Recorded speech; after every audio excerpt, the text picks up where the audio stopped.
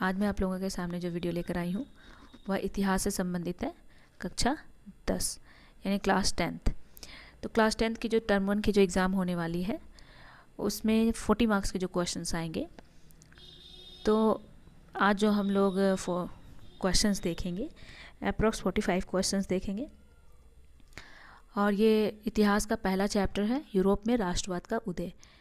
तो मैं कोशिश करूँगी कि ये 45 क्वेश्चंस आज मैं कंप्लीट करा दूँ और हर दिन मैं एक न्यू चैप्टर के साथ और उस न्यू चैप्टर के एमसीक्यूज़ के साथ एक वीडियो बनाऊँगी ताकि आप लोगों को हेल्प मिल सके और आपकी जो एग्ज़ाम है टर्म 1 की उसकी आप तैयारी कर सके। पर प्लीज़ आप लोगों से एक रिक्वेस्ट है कि आप लोग किताब ज़रूर पढ़ें, क्योंकि जितने भी एमसीक्यूज़ हैं वो आप इजीली सॉल्व कर सकेंगे। ठीक है, तो चलिए स्टार्ट करते हैं। तो पहला क्वेश्चन लेते हैं। पहला क्वेश्चन है, सामाजिक उपबंध नामक पुस्तक के लेखक कौन थे? तो यहाँ 4 ऑप्शंस दिए गए हैं और देखिए बहुत लंबा वीडियो होगा ये, क्योंकि इसमें 45 क्वेश्चंस मैं कराऊंगी। तो मैं चाहती हूँ कि आप लोग फटाफट इसका स्क्रीनशॉट ले लें या फिर आप कॉपी कलम लें और लिखना शुरू करें, ताकि आपका एक अच्छा सा नोट्स भी बन जाए और एग्ज़ाम के टाइम तक आप लोग आसानी से ये सब क्वेश्चन रिवाइज कर सकें। तो पहला क्वेश्चन है, सामाजिक उपबंध नामक पुस्तक के लेखक कौन थे? तो यहाँ 4 ऑप्शन दिए गए हैं, आप देख सकते हैं, रूसो, मॉन्टेस्क्यू, दिद्रो या जियालोक।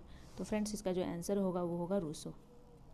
चलिए नेक्स्ट क्वेश्चन फटाफट करते हैं, बहुत इजी क्वेश्चन है। दूसरा है, यंग इटली सोसाइटी की स्थापना किसने की थी? तो अगर किसी को मालूम है तो फटाफट आप लोग कमेंट भी करें। तो फर्स्ट है कैवूर बिस्मार्क, तीसरा है मैजिनी और चौथा है गैरी बोल्डी। तो इसका आंसर होगा मैजिनी।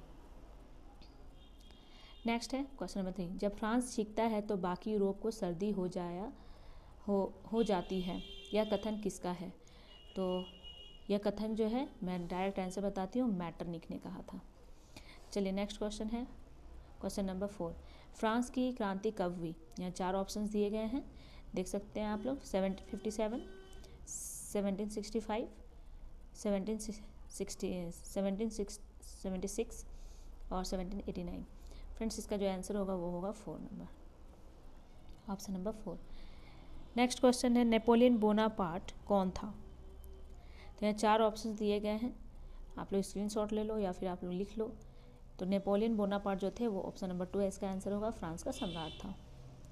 नेक्स्ट है क्वेश्चन नंबर 6, 1789 में फ्रांस की क्रांति के समय किसका शासन था?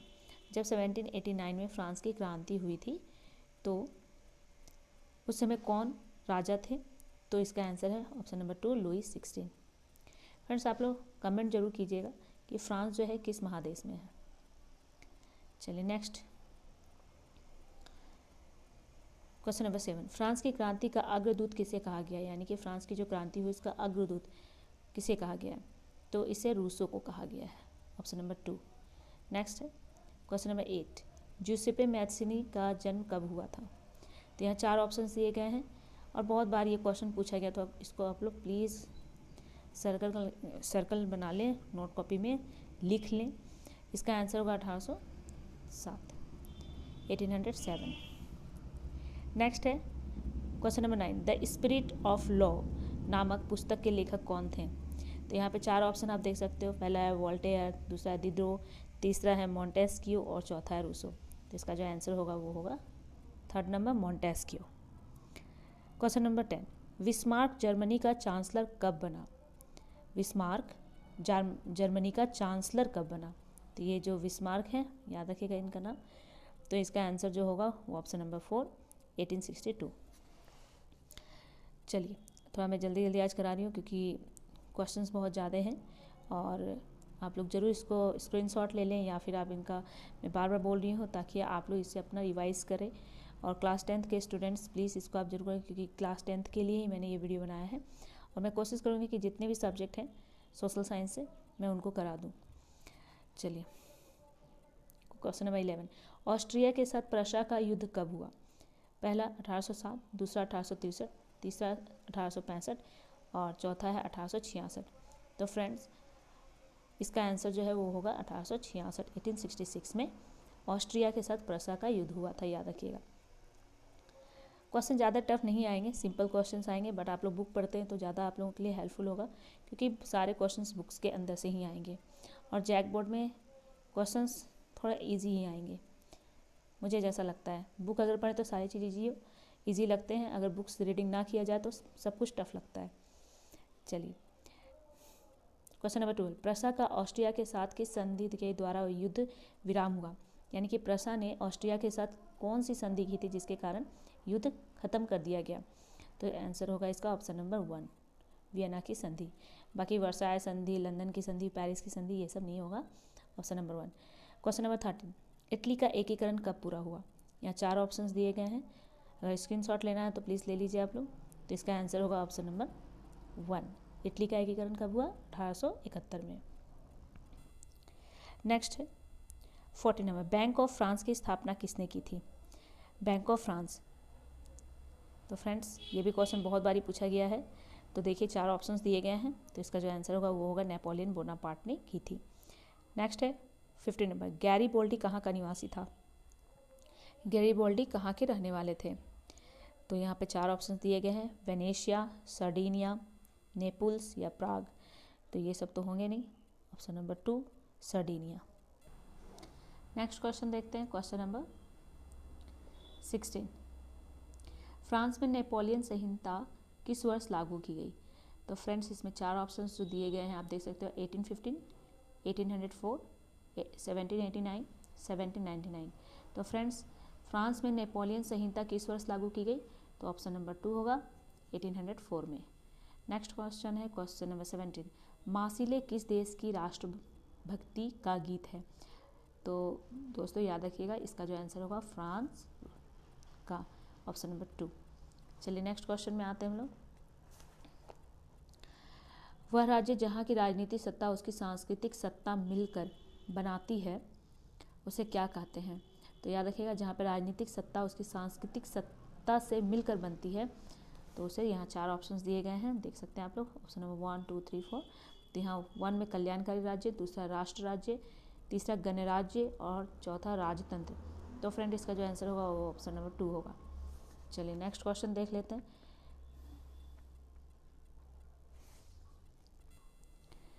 नाउ क्वेश्चन नंबर 19, किसी अमूर्त भावना या विचार को किसी क्वेश्चन नंबर 19,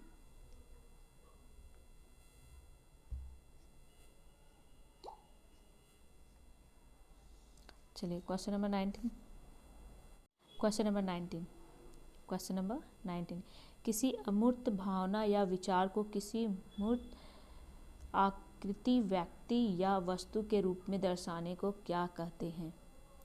तो फ्रेंड यहाँ पे जो आंसर होगा वो होगा, देख लीजिए आप लोग, 4 ऑप्शंस दिए गए हैं। पहला कल्पनादर्श, दूसरा संगठन, तीसरा जो है रूपक या, और चौथा है निर्माण। तो इसका जो आंसर होगा वो होगा रूपक। क्वेश्चन नंबर 20, टूटी हुई बेड़ियाँ, मसाल, तलवार, उगता सूर्य आदि प्रतीक कहलाते हैं। तो फ्रेंड ये हिस्ट्री की जो फर्स्ट चैप्टर है उसमें आप पढ़ोगे तो देखोगे ये सारी चित्र बनी हुई हैं। तो आखिर इन सब चीज़ों को, इस प्रकार के जो चित्र बने हुए हैं उसे क्या कहते हैं? तो यहाँ 4 ऑप्शन दिए गए हैं, आप देख सकते हो। पहला है रूपक, दूसरा क्रांति, तीसरा बदलाव और जो चौथा है वो है यूटोपिया। तो फ्रेंड्स ये जो होगा रूपक। नेक्स्ट है कैरोल कुपिर्स्की कौन था? तो फ्रेंड्स यहाँ 4 ऑप्शंस में जो आंसर होगा, कैरोल कुपिर्स्की कौन थे? तो पोलिश राष्ट्रवादी थे। नेक्स्ट है क्वेश्चन नंबर 22, आंखों पर पट्टी बांधे हुई और तराजू ली हुई महिला किस बात का प्रतीक है? आंखों पर पट्टी बांधे हुई और तराजू लिए हुए महिला किस प्रकार का प्रतीक है? फ्रेंड्स यहाँ 4 ऑप्शन दिया, न्याय, स्वतंत्रता, शांति या समानता। तो इसका जो आंसर होगा वो होगा न्याय। क्वेश्चन नंबर 23, बुब्रो राजवंश का शासन किस देश में था? तो ये राजवंश का नाम याद रखिएगा। चलिए 4 ऑप्शंस दिए गए हैं, इसका आंसर होगा फ्रांस। नेक्स्ट है 24, किस देश के द्वारा यूनान को एक स्वतंत्र राष्ट्र के रूप में मान्यता मिली? तो किस संधि के द्वारा? तो 24 का जो आंसर होगा वो है कुस्तुनतूनिया की संधि। चलिए नेक्स्ट है क्वेश्चन नंबर 25। फ्रेडरिक सोरियो कौन थे? तो फ्रेडरिक सोरियो जो थे वो होगा ऑप्शन नंबर 4 फ्रांसीसी चित्रकार। नेक्स्ट है 26। किसी राष्ट्र की सामूहिक पहचान को क्या कहते हैं? जब किसी राष्ट्र की सामूहिक पहचान को नाम दिया गया तो वो है राष्ट्रवाद। तो इसका आंसर होगा राष्ट्रवाद। नेक्स्ट है मारियान किस देश के राष्ट्रवाद की प्रतीक थी? तो याद रखिएगा जो मारियान है ये बहुत ही इंपॉर्टेंट क्वेश्चन है, बहुत बार पूछा गया है जैक बोर्ड में। चलिए तो मारियान किस देश के राष्ट्रवाद की प्रतीक थी? तो इटली, रूस, जर्मनी या फ्रांस? तो फ्रांस की थी। नेक्स्ट है क्वेश्चन नंबर 28। वियना की संधि कब हुई थी? तो यहाँ पे 4 ऑप्शंस दिए गए हैं, मैं आपको आंसर बता देती हूँ। ये आंसर होगा 2 1815। 1815 में वियना की संधि हुई थी। चलिए नेक्स्ट क्वेश्चन है 29। वियना सम्मेलन का आयोजन किस वर्ष हुआ? ये देखिए वियना सम्मेलन है यहाँ पे, यानी कि आप लोग संधि और सम्मेलन एक ही वर्ष करके चले आए, ठीक है। तो ये किस वर्ष हुआ था संधि और वियना का जो सम्मेलन है? तो जो आंसर होगा 1815, ठीक है। चलिए नेक्स्ट 30। काउंट काबूर को विक्टर इमैनुअल ने किस पद पर नियुक्त किया था? तो फ्रेंड्स काउंट काबूर को विक्टर इमैनुअल ने किस पद पे दिया था, नियुक्त किया था? तो वो आंसर होगा प्रधानमंत्री। Next question number 31। जर्मनी यानी कि जर्मन राष्ट्र के लिए निम्नलिखित में से कौन महिला रूपक बनी? तो यहाँ पे देखिए जर्मन राष्ट्र के लिए जो रूपक तैयार किया गया था वो था जर्मेनिया।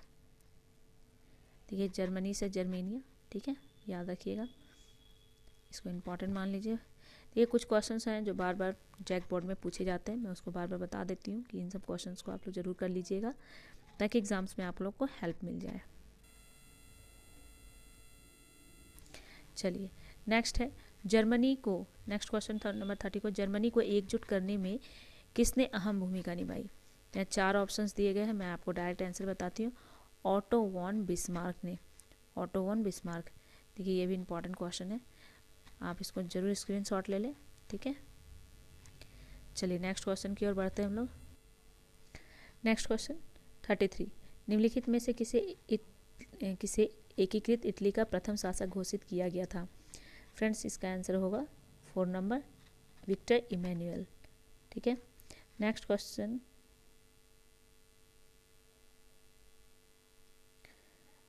नंबर 34। निम्नलिखित में से किस देश को सभ्यता का पालना के रूप में माना जाता है? फ्रेंड्स इसका आंसर होगा यूनान, ऑप्शन नंबर 4। नेक्स्ट आते हैं क्वेश्चन नंबर 35। इटली के एकीकरण आंदोलन का नेतृत्व किसने किया? यहाँ 4 ऑप्शंस दिए गए हैं। पहला है कैमिलो दे काबूर, दूसरा है जुसेपे मैत्सिनी, तीसरा विक्टर इमैनुअल टू और चौथा मैटरनिक। तो इटली के एकीकरण का जो आंदोलन, इटली एकीकरण आंदोलन जो शुरू हुआ था उसका नेतृत्व ऑप्शन नंबर 1 इन्होंने किया था, कैमिलो दे काबूर।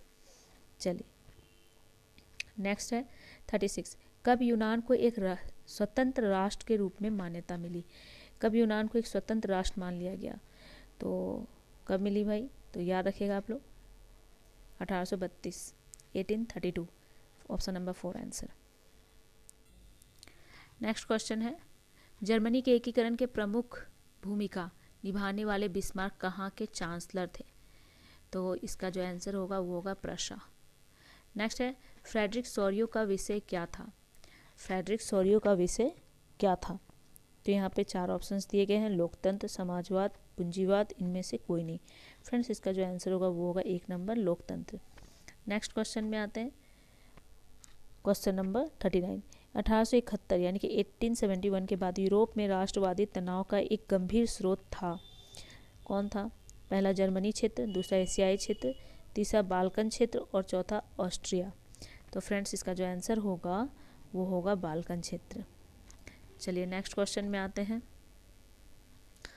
ऐसी सरकार या शासन व्यवस्था जिसकी सत्ता पर किसी प्रकार का अंकुश नहीं होता, किसी प्रकार का अंकुश नहीं लगाया जाता, उसे क्या कहते हैं?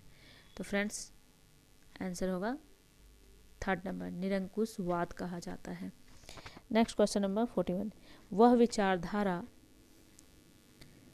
विचारधारा जो स्त्री पुरुष की सामाजिक, आर्थिक एवं राजनीतिक समानता पर आधारित हो उसे क्या कहते हैं? यानी कि वैसी विचारधारा जो स्त्री पुरुष की सामाजिक, आर्थिक एवं राजनीतिक समानता पर आधारित होती है उसे क्या कहते हैं? आंसर होगा नारीवाद कहा जाता है। क्या कहते हैं? नारीवाद। नेक्स्ट क्वेश्चन, क्वेश्चन नंबर 42, राष्ट्रवाद की अवधारणा का जन्म किस घटना से माना जाता है? तो राष्ट्रवाद का जो जन्म हुआ था वो फ्रांस की क्रांति से शुरू हुआ था, तो ऑप्शन नंबर 1। नेक्स्ट क्वेश्चन है, सार्डिनिया पिडमॉन्ट का शासक कौन था? सार्डिनिया पिडमॉन्ट का शासक कौन था? तो फ्रेंड्स यहाँ जो आंसर होगा वो होगा ऑप्शन नंबर 1, विक्टर इमैनुअल। चलिए नेक्स्ट है क्वेश्चन नंबर 44, जर्मनी के एकीकरण के लिए बिस्मार्क ने कौन सी नीति अपनाई थी? तो फ्रेंड्स यहाँ पे 4 ऑप्शन दिए गए हैं, पहला हिंसा, दूसरा खून और खड्ग, और शांति वार्ता और गठबंधन। तो जर्मनी का एकीकरण के लिए बिस्मार्क ने जो नीति अपनाई थी वो था खून और खड्ग, ठीक है, खून और तलवार। चलिए लास्ट 45 नंबर जो क्वेश्चन है, देखिए यहाँ पर, रक्त और लौह की नीति का अवलंबन किसने किया? रक्त मतलब खून और लौह मतलब लोहा, यानी कि खून और लोहे की जो लड़ाई थी उस नीति को किसने अपनाया? तो यहाँ 4 ऑप्शंस दिए गए हैं, बिस्मार्क, हिटलर, मैजिनी या विलियम। तो फ्रेंड्स इसका जो आंसर होगा 1, बिस्मार्क। फ्रेंड्स तो मैंने आज आप लोगों को 45 क्वेश्चंस इतिहास से संबंधित मैंने करा दिया है क्लास 10th के लिए, और ये चैप्टर 1 है। प्लीज़ आप इसे ज़रूर देखें और इसे नोट के रूप में लिखें भी, ताकि आपके जो टर्म 1 के एग्ज़ाम होने वाले हैं ये क्वेश्चंस आपके लिए हेल्पफुल होंगे। और बुक भी रीडिंग करें, ताकि बहुत सारी ऐसी क्वेश्चंस हैं जो हो सकता है कि आप उसे सॉल्व कर पाएँ। ये तो एक टाइप है कि इस तरह से क्वेश्चंस पूछे जाएंगे।